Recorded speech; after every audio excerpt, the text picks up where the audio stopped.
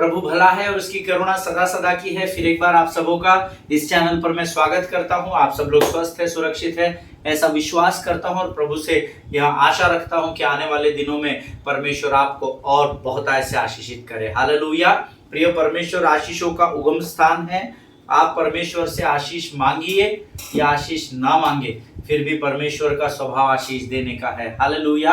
आप अपने पुराने समयों को स्मरण करें, जब आप पाप की गंदगी में पड़े हुए थे, जब आपका सहारा कोई नहीं था और जब आप अकेले पड़ चुके थे।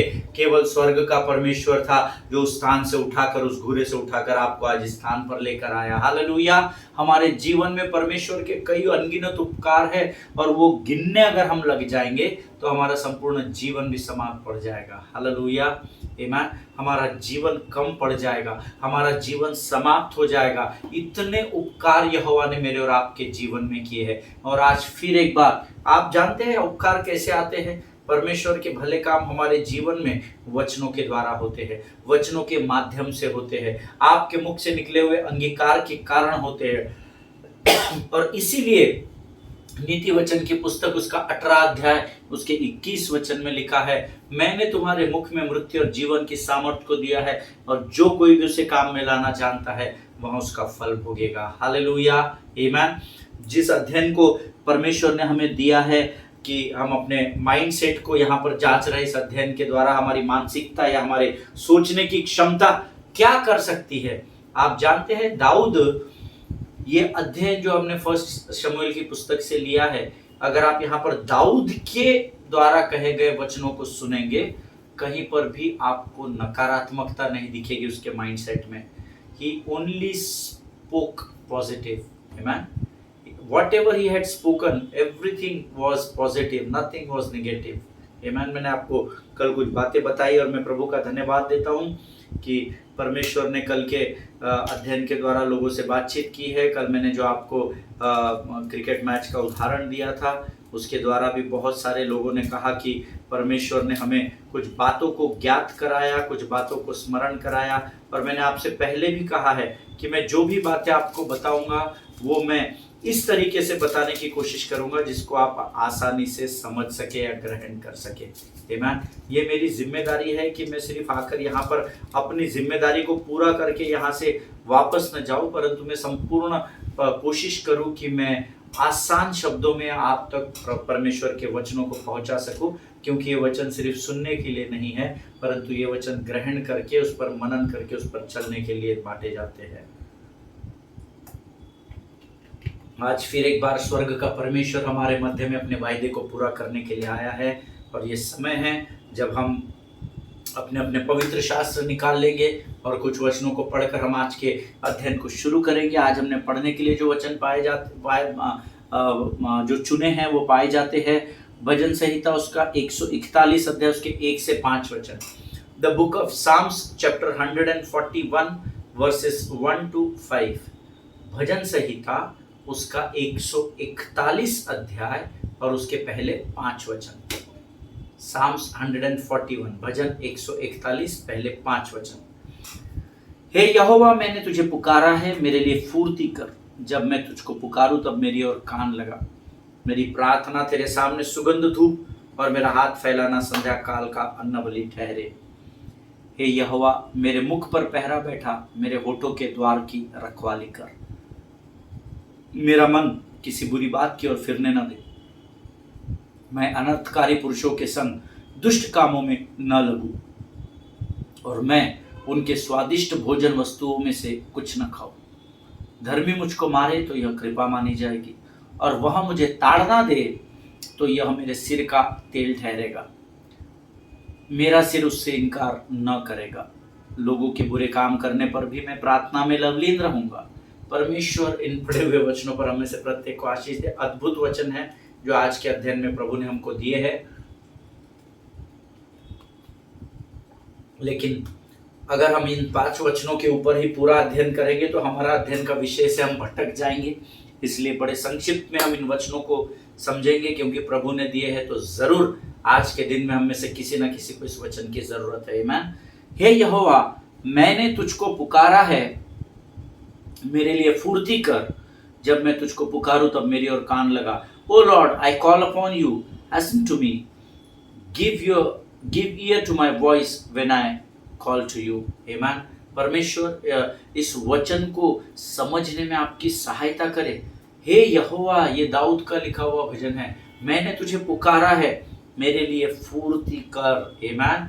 यहाँ दाऊद कहीं ना कहीं फंसा हुआ होगा, उसकी परिस्थितियां शायद विकट होगी, जो उसके आपे से बाहर होगी, उसके वो उस परिस्थिति को संभालने की पोजीशन में नहीं होगा। इसलिए वो प्रभु से कहता है, प्रभु मैंने तो तुझे पुकारा है, फुर्ती कर।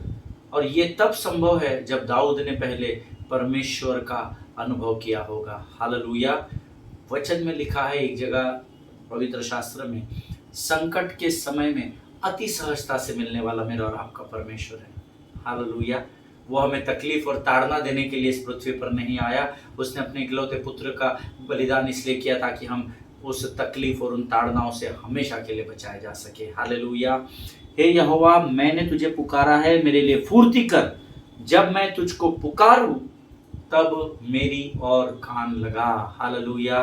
क्योंकि दाऊद जानता है कि जिस परमेश्वर की वो आराधना करता है वो पेड़ पौधा पत्थर मूरत नहीं, लेकिन वो मुर्दों में से जी उठा है। Hallelujah. Amen. Let my prayer be counted as incense before you and the lifting up of my hands as the evening sacrifice. Hallelujah. बलिदान के विषय में परमेश्वर यहाँ बातचीत करता है। दाऊद कहता है, प्रभु जब मैं तुझसे प्रार्थना करूं तो मेरी प्रार्थना एक सुगंधित धूप के समान स्वर्ग तक पहुंचाई जाए। जब वो तेरे पास पहुंचे तो तू उससे प्रसन्न हो सके। हालेलुया। आमीन। क्या आपकी प्रार्थनाएं परमेश्वर को प्रसन्न करने वाली है, या आपकी प्रार्थनाओं से परमेश्वर परेशान हो जाता है? ये आपको बेहतर मालूम है। हमेशा मरमरिंग करते हुए, हमेशा कंप्लेनिंग हार्ट के साथ, किरकिर करते हुए, है ना, चिड़चिड़ाहट के साथ, कड़वाहट के साथ ही आप प्रार्थनाओं को लेकर प्रभु के पास जाते हैं क्या? या घर में किसी से झगड़ा हो जाता है, किसी को हम 4 बातें सुना देते हैं और फिर तुरंत प्रार्थना में बैठ जाते हैं, हमारे पिता तुझे ना ना ना। ऐसी प्रार्थनाएं स्वर्ग के राज्य तक नहीं पहुंचाई जाती, क्योंकि वो सुगंधित धूप के समान नहीं, परंतु उस सड़ाहट और गंदगी के समान होती है जिसके पास कोई भी नहीं जाना चाहता।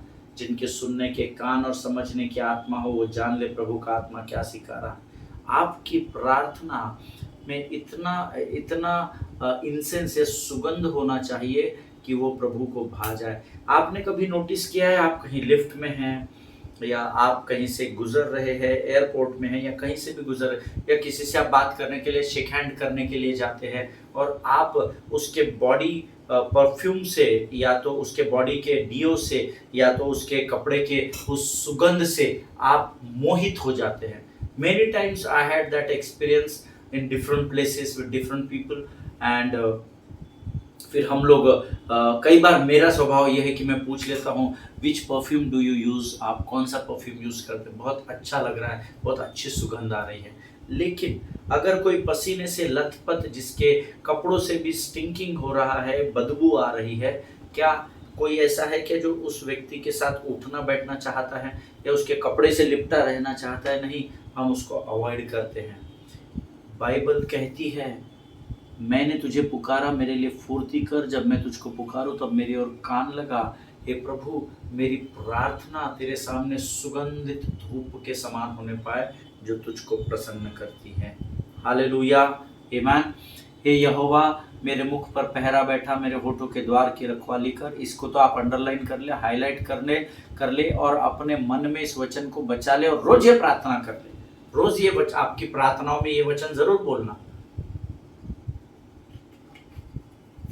हे यहोवा, मेरे मुख पर पहरा बैठा, मेरे होठों के द्वार की रखवाली कर। हे प्रभु, हे परमेश्वर पिता, मेरे मुख पर पहरा बैठा, मेरे होठों के द्वारों की रखवाली कर। आमीन। ये आपने रोज की प्रार्थना में रोज रखना। हमारे मुख पर हमको नियंत्रण रखना बहुत जरूरी है, क्योंकि मृत्यु और जीवन दोनों आपके मुख पर नियंत्रित होते हैं। हालेलुया। आमीन।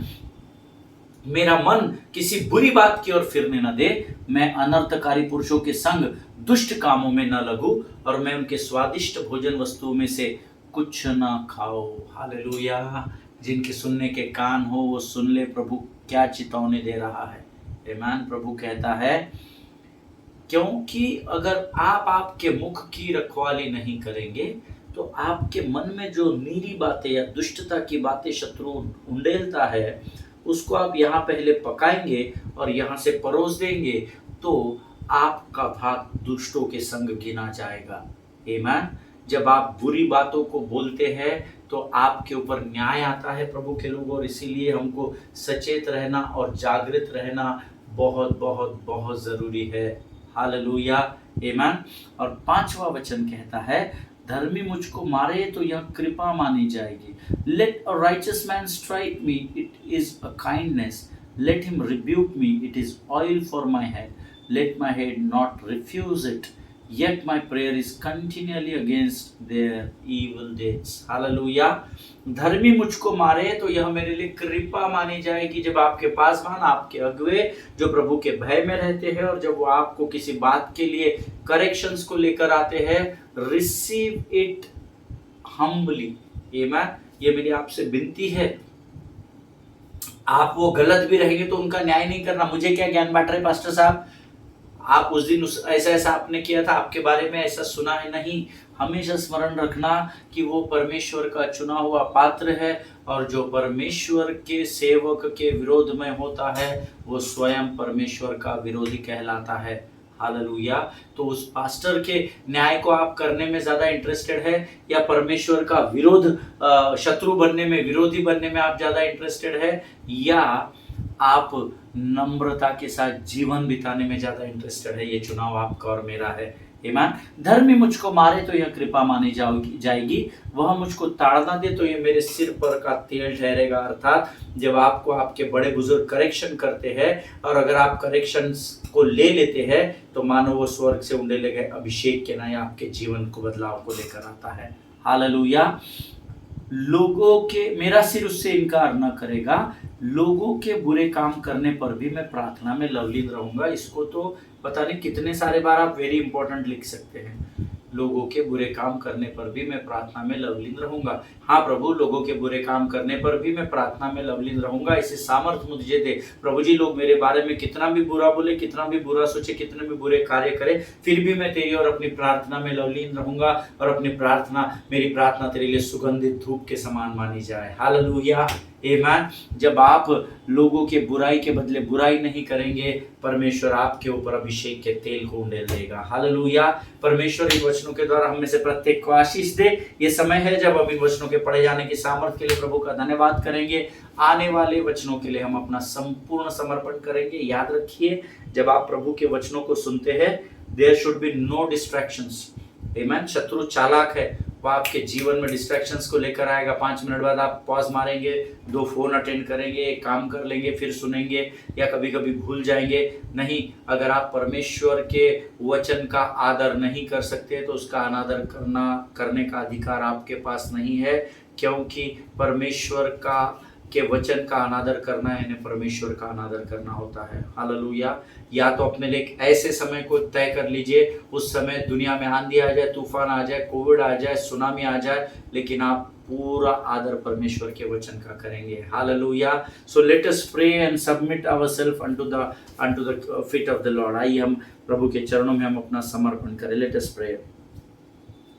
खुदावंद प्रभु यीशु मसीह के सामर्थ्य, जीवित और अद्भुत नाम के लिए धन्यवाद देते। तू राजाओं का राजा, सेनाओं का महान परमेश्वर है। तेरी स्तुति करते हैं, तेरी प्रशंसा करते हैं राजा। प्रभु जी, धन्यवाद देते हैं आज के इस भजन को पढ़ने के लिए तूने हमें सामर्थ्य और बल दिया राजा। हम प्रार्थना करते हैं परमेश्वर पिता, आने वाले हमारे बाइबल अध्ययन के विषय के लिए प्रभु जी, जबकि हम इन दिनों अपनी विचार सोचने के तरीके के विषय में, मानसिकता के विषय में सीख रहे प्रभु, तो इस पर अपने नियंत्रण को ले, हमारे ऊपर संपूर्ण नियंत्रण ले। पवित्र आत्मा, हम तुझे आमंत्रित करते हैं, you can and take complete control over our lives lord. प्रभु, तो हमारे शरीर, हमारी आत्मा, प्राण, बुद्धि को अपने हाथों में ले ले राजा। हमको डिस्ट्रैक्ट करने वाली, वचन सुनने और बांटने से बरगलाने वाली शत्रु की हर एक युक्ति योजनाओं का खंडन हम यीशु नासरी के नाम से करते हैं राजा। जीवन के अब तक की तमाम आशीषों के लिए हम तुझे धन्यवाद देते हैं। अपने आप को यीशु मसीह के लहू में सुरक्षित करते हैं और इस विनती को धन्यवाद और पूरे विश्वास के साथ हमारे उद्धारकर्ता और परमेश्वर यीशु नासरी के सामर्थ्य और मीठे नाम में मांगते हैं। सुनिए और बड़ी दया से ग्रहण करें। आमीन। हालेलुया। प्रभु भला है और उसकी करुणा सदा सदा की है। कल से हमने एक नए विषय को शुरू किया है, your mindset decides your victory. आपकी मानसिकता ही आपके विजय को तय करती है। आमीन। और कल मैंने आपको कुछ एग्जांपल्स दिए थे और मैंने आपसे कहा था कि शायद आप ये सोच रहे होंगे, जो मैंने आपको कल बताया था कि सिर्फ एक चिकने पत्थर के द्वारा गोलियत की मृत्यु नहीं हुई। दाऊद के पास और भी शस्त्र और अस्त्र थे जिसका इस्तेमाल उसने उस युद्ध में किया, और उन शस्त्रों और अस्त्रों के कारण और इस पत्थर और इस स्लिंग शॉट के कारण, इस गुलेल के कारण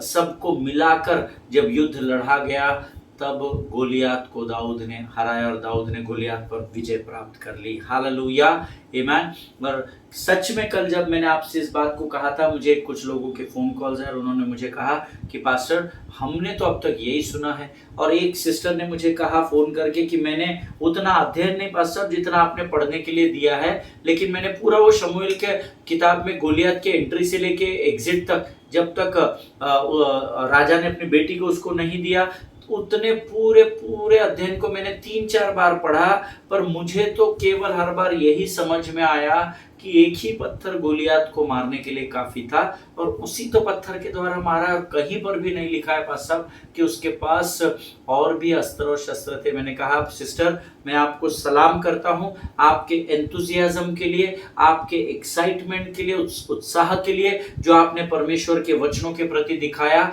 और परमेश्वर आपको जरूर इसके बदले की आशीष देगा। हालेलुया। आज हम सीखेंगे कि वो कौन से और ऐसे हथियार थे जिसके द्वारा परमेश्वर के सेवक दाऊद ने गोलियत पर विजय को प्राप्त किया। हालेलुया। 3 चीजें थी जो दाऊद के साथ उस मैदान में या उस युद्ध भूमि में आने से पहले ही वो लेकर आया था।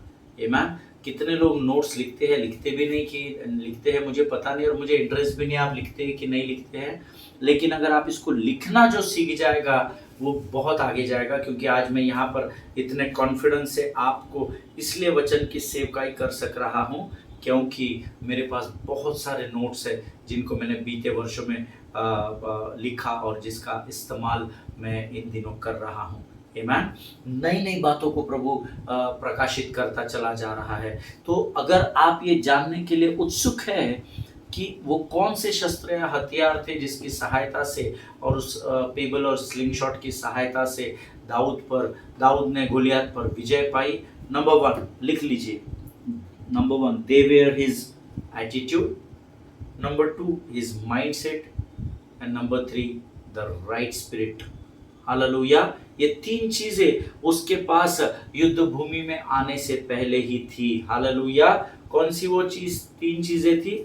उसका एटीट्यूड, उसका व्यवहार, उसकी मानसिकता और उसके अंदर की परमेश्वर की सामर्थ्य आत्मा। ये उसे उस मैदान में प्राप्त नहीं हुई या रास्ते पर आते समय वो चिकना पत्थर जैसे उसने उठाया, वैसे तीनों चीजें रास्ते से नहीं उठाई थी।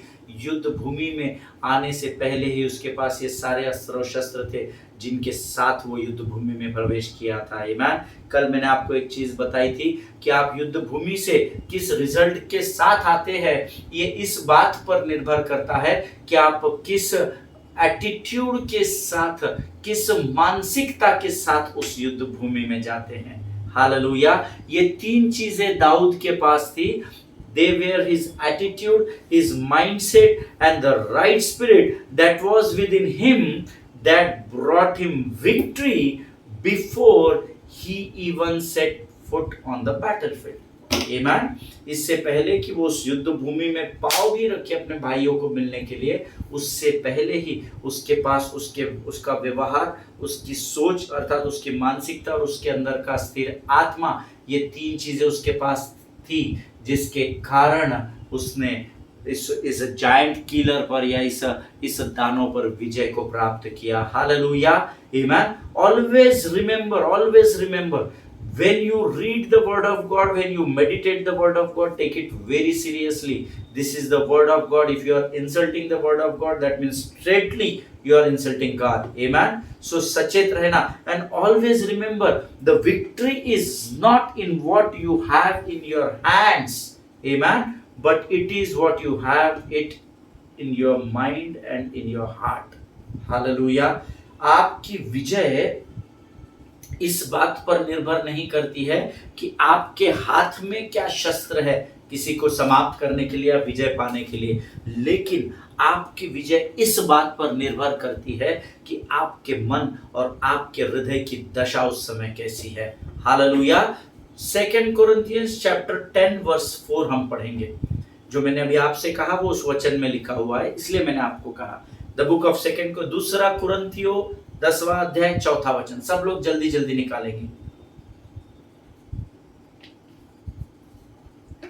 2 कुरिन्थियों 10वां अध्याय 4था वचन।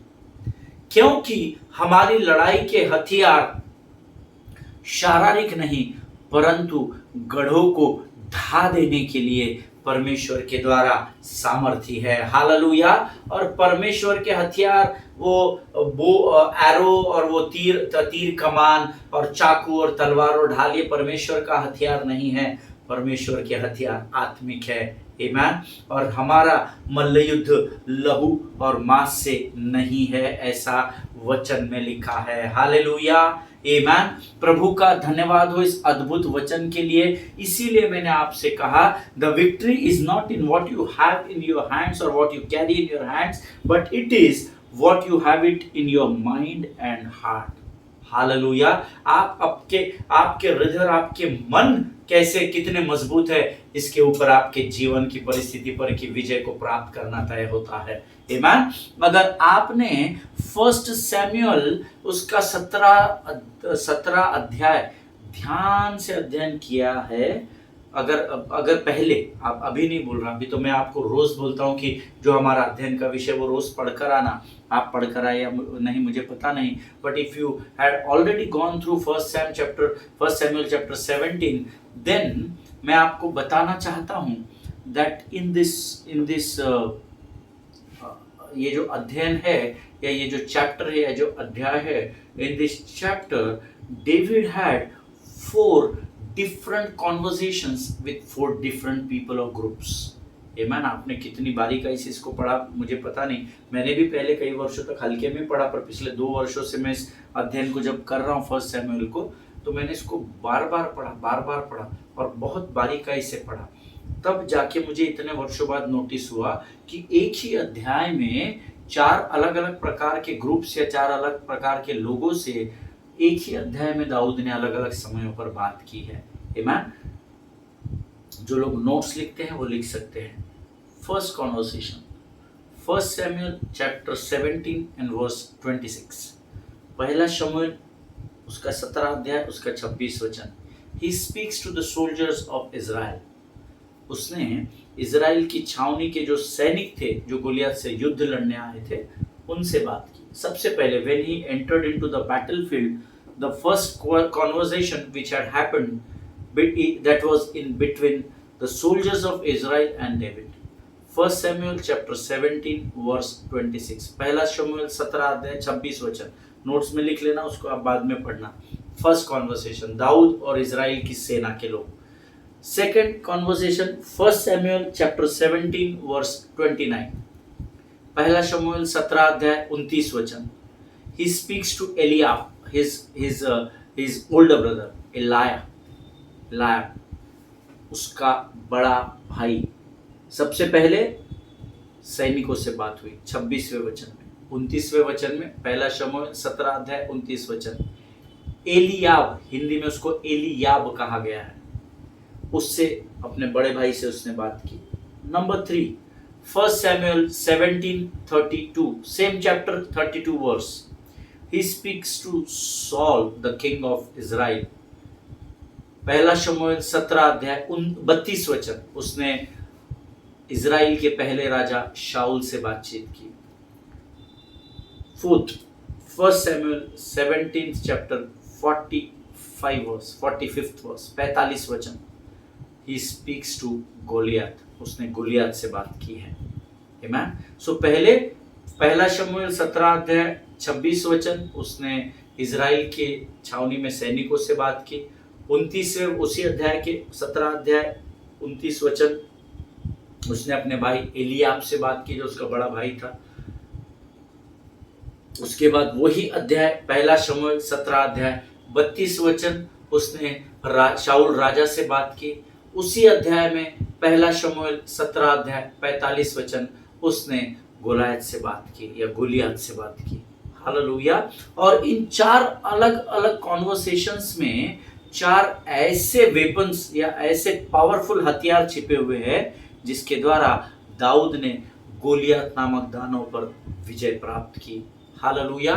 खतरनाक हथियार है। इन 4 कॉन्वर्सेशंस को जब आप बारीकाई से पढ़ेंगे, और जरूर पढ़ना, आपको बहुत मजा आएगा। आमीन। जब आप बाइबल पढ़ना है इसलिए पढ़ेंगे तो आपको समझ में नहीं आएगा, सर के ऊपर से निकल जाएगा।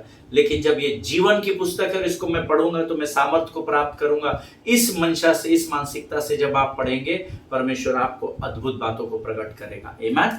सो हम इन 4 बेसिक वचनों के द्वारा, इन 4 कॉन्वर्सेशंस के द्वारा मैं आपको सिखाऊंगा कि इन 4 अलग अलग कॉन्वर्सेशंस में जो अलग अलग समयों में अलग अलग लोगों के साथ किए गए हैं, 4 अद्भुत हथियार छुपे हुए हैं जिसकी सहायता से ही दाऊद ने गोलियत पर विजय प्राप्त की। Hallelujah. I want to encourage you today before you go into the next struggle of your life. इससे पहले कि आप आपके जीवन के अगले कठिन परिस्थिति में प्रवेश करें, you must learn to equip yourself with some spiritual weapons। आपको ये सीखना है कि कुछ आत्मिक ऐसे हथियारों को आपको अपने जीवन में रखना है अपने साथ, that will bring you victory over your circumstances and struggles in life। Amen। जो आपको आपके जीवन की कठिन परिस्थितियों में या विकट समस्याओं में आपको विजय दिला सके। Amen। मैं आज आपको एनकरेज करना चाहता हूँ प्रियो, इससे पहले कि आप आपके आने वाले गोलियत का सामना करें, we will learn through this Bible study some weapons, spiritual weapons। If you equip with that weapons, है ना, अगर आप अपने आप को उन शस्त्रों से अगर अपने आप को अपने पास रख लेंगे, अपने आप के लिए ले लेंगे, तो मैं आपको गारंटी देता हूं कि आपके जीवन के हर परिस्थिति पर खातरी से आप विजय प्राप्त करेंगे। जैसे इतने बड़े दानव के ऊपर 16-18 साल के गोलियत दाऊद ने विजय प्राप्त कर ली। आमीन। अदना सा दाऊद शॉट, इतना 9 फीट 9 इंच का दानव, उसके ऊपर बड़ी आसानी से विजय प्राप्त कर ली। इसीलिए मैंने आपसे कल कहा था कि केवल एक स्लिंग शॉट या एक चिकने पत्थर के द्वारा गोलियत की मृत्यु नहीं हुई, लेकिन दाऊद के पास उसका एटीट्यूड था, दाऊद के पास उसकी आत्मा की सामर्थ्य थी, और दाऊद के पास उसकी सकारात्मक मानसिकता थी, जिसकी सहायता से उसने उस पत्थर को, गोलियत को मारा, और गोलियत उस पत्थर के द्वारा जमीन पर सामने के बल पर, मुंह के बल पर गिर पड़ा। हालेलुया। आमीन। परमेश्वर इस बात को समझने में आपकी सहायता और मदद करे। आज मैं आपको, आज से जो हम अध्ययन शुरू करेंगे, आज मैं इन 4 कॉन्वर्सेशंस के द्वारा आपको आज से ये सिखाने की कोशिश करूंगा, which David had in his spirit that allowed him to win victory over Goliath। आमीन।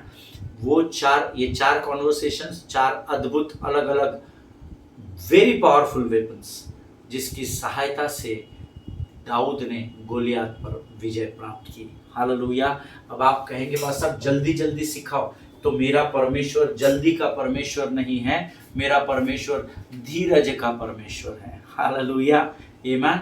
मैंने आपको एक वचन आज बताया, उसको स्मरण जरूर करना, ये याद रखना, आप जीवन के किसी भी परिस्थिति में, किसी भी युद्ध में प्रवेश करते हैं, हमारे लड़ाई के हथियार शारीरिक नहीं, परंतु गढ़ों को ढा देने के लिए परमेश्वर के द्वारा सामर्थी हथियार है। हालेलुया। आमीन।